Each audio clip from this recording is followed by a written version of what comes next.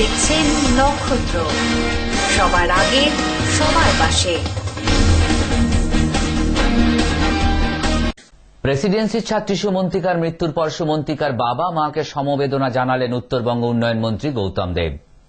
গত রবিবার সকালে সুমন্তিকা এবং তার রুমমেট সুবর্ণা লামাকে অচৈতন্য অবস্থায় উদ্ধার করা হয় কলকাতার আরপুলি লেনের একটি বাড়ি থেকে, যেখানে সুমন্তিকা পেইং গেস্ট হিসেবে থাকতেন। এরপর তাদের দুজনকে কলকাতা মেডিকেল কলেজে নিয়ে যাওয়া হলে চিকিৎসকেরা সুমন্তিকাকে মৃত বলে ঘোষণা করেন।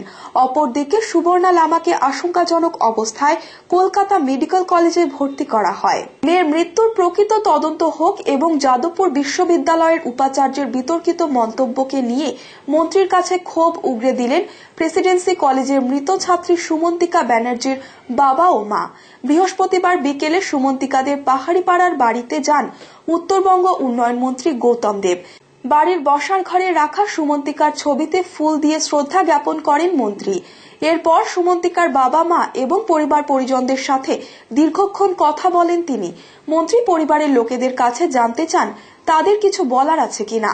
সুমন্তিকার বাবা দেবাশিস ব্যানার্জি মন্ত্রীকে জানান, মেয়ের মৃত্যুর প্রকৃত কারণ তারা এখনো জানেন না, কিন্তু ইতিমধ্যে মেয়ের মৃত্যুর কারণ নিয়ে বেশ কিছু বিতর্কিত মন্তব্য জনসম্মুখে চলে এসেছে, যেটা কখনোই তাদের কাছে কাম্য নয়। সুমন্তিকার ফরেনসিক রিপোর্ট এখনো আসেনি।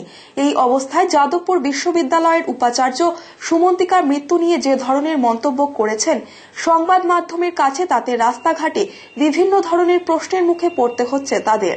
পাশাপাশি কলকাতায় যারা এই ধরনের ছাত্রছাত্রীদের পেইং গেস্ট হিসেবে নিজেদের বাড়িতে রাখেন, সেই সমস্ত বাড়িতে পেইং গেস্ট রাখার ন্যূনতম পরিকাঠামো রয়েছে কিনা তা সরকারের দেখা উচিত বলে দাবি করেন দেবাশিস বাবু। অপরদিকে মামা রানা ব্যানার্জি বলেন, তার ভাগ্নির মৃত্যুর যাতে প্রকৃত তদন্ত হয় সেই দাবি মন্ত্রীর কাছে রাখা হয়েছে। সুমন্তিকাদের বাড়ি থেকে বেরিয়ে সংবাদ মাধ্যমকে মন্ত্রী গৌতম দেব জানান, অত্যন্ত বেদনাদায়ক ঘটনা। তিনি শুক্রবার কলকাতায় যাচ্ছেন। সুমন্তিকার অভিভাবকদের কাছ থেকে তিনি যা শুনেছেন সমস্ত বিষয়টি তিনি মুখ্যমন্ত্রীকে জানাবেন। সুমন্তিকার মৃত্যুর কারণ নিয়ে যাদবপুর বিশ্ববিদ্যালয়ের উপাচার্য যে মন্তব্য করেছেন সেই বিষয়ে শিক্ষামন্ত্রীর সাথে তিনি কথা বলবেন বলে জানান গৌতম বাবু। যে যাদবপুর ইউনিভার্সিটির ভাইস চ্যান্সেলর একটা মন্তব্য, সেটা তাদের হার্ট করেছে। এটা তারা বলছেন যে এখনো কজ অফ ডেটটা যেখানে ভিসারা গেছে তার রিপোর্ট আসেনি, কজ অফ ডেটটা এখনো জানানো হয়নি সরকারিভাবে। সেখানে একটা ঘটনা ঘটার পরে এইভাবে একটা মর্মান্তিক ঘটনা ঘটার পর এইভাবে কমেন্টসটা কিভাবে আসে, সেটা তাদের তীব্র আপত্তি এবং যুক্তিসঙ্গত আপত্তি আমি মনে করি। তো আমি বিষয়গুলো নিয়ে আমি নিশ্চয়ই কলকাতায় আছি, আমি শিক্ষামন্ত্রীর সাথে কথা বলবো।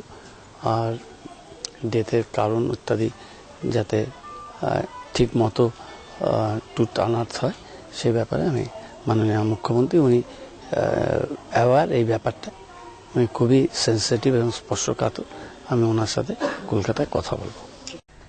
বিচারাধীন অবস্থায় মালদা জেলা সংশোধনাগারে থাকাকালীন বৃহস্পতিবার হঠাৎই অসুস্থ হওয়ার পর মালদা মেডিকেল কলেজে নিয়ে গেলে নাসিম মিয়াকে মৃত বলে ঘোষণা করেন চিকিৎসকেরা।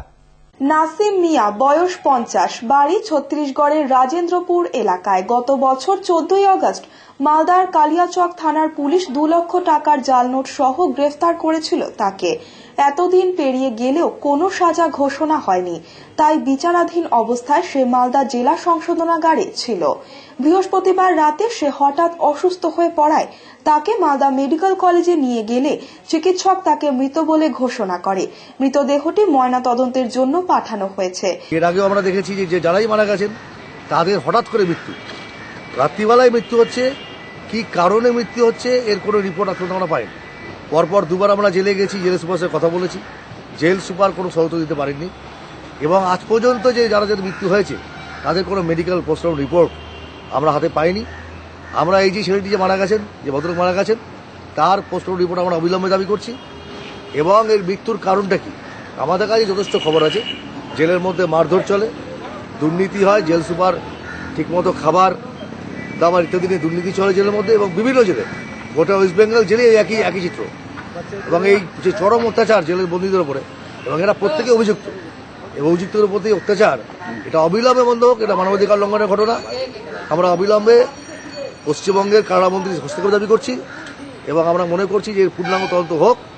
যদি পূর্ণাঙ্গ তদন্ত না হয় আমরা যতদূর যাওয়ার আমরা যাব এবং অবিলম্বে জেল সুপারের বিরুদ্ধে আমরা তদন্তের দাবি করছি এবং গোটা জেলের মধ্যে চক্র চলছে সেটা অবিলম্বে বন্ধ করার জন্য আমরা দরকার পড়লে কোর্টে দ্বারস্থ হব। কেন বা কি কারণে মৃত্যু, সমস্ত কারণ খতিয়ে দেখছে পুলিশ। সময় একটা বিজ্ঞাপন বিরতির। ফিরে আসছি বিরতির পর, ততক্ষণ সঙ্গে থাকুন নক্ষত্র নিউজ।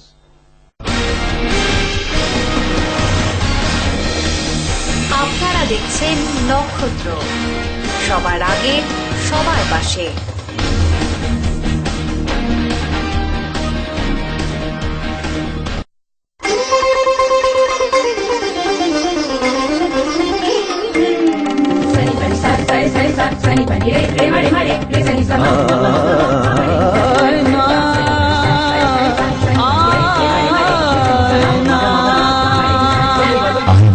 সাদা মনের সাদা কথা। আয়না ডিশওয়াশার আয়না শাইন ঝকঝকে চকচকে একদম ফাইন।